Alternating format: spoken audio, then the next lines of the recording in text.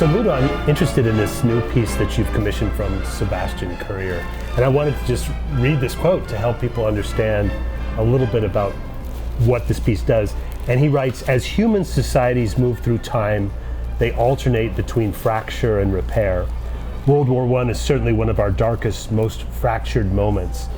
It is unfortunately hard to find bright spots of cooperation, beauty, and empathy that equal the ugliness and destruction of our darkest moments, but at least they can be imagined. My piece moves from fracture to imagined wholeness. Those are powerful words from Sebastian Currier, and this program is paired with the Schumann Second Symphony, and Schumann struggled so mightily with mental illness. And what is it about this journey from brokenness to repair that was so interesting to you in putting this program together? Well, it's a journey that has been, inspiring composers throughout the ages. I mean, we talked about Beethoven Fifth not too long ago. Yes. I mean, that's what it is. You open with this dramatic, C minor, and then after it takes half hour to unfold into that glorious C major. And I think that sense of, destruction and repair is there. You think of Strauss' Tod und Verklärung in a way. I mean, death and transfiguration, and this is in a different ways is also that kind of a journey. Death being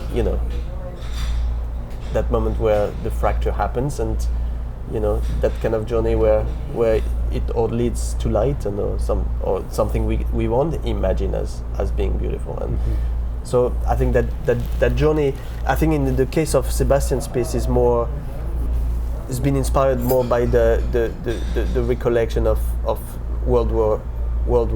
Yes. And it was commissioned in that spirit of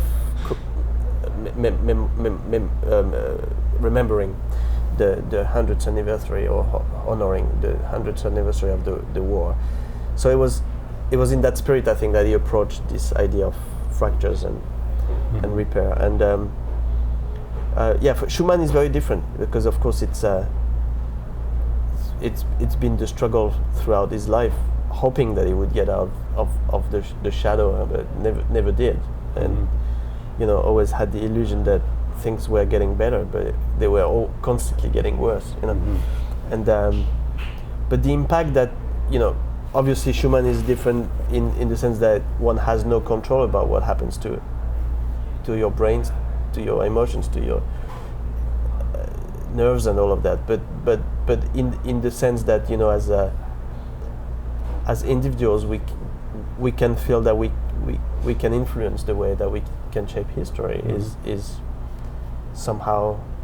I'm a little reminded here, as we speak only a few days after those terrible incidents in Paris, that when you see that how people collectively can voice together their hopes for a better world out of something that is definitely fractured and not really knowing what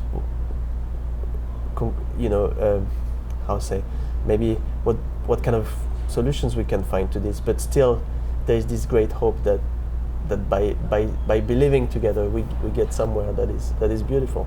So this is really a phenomenon and a topic that will always inspire us, that trajectory, that journey from darkness to light. Yeah.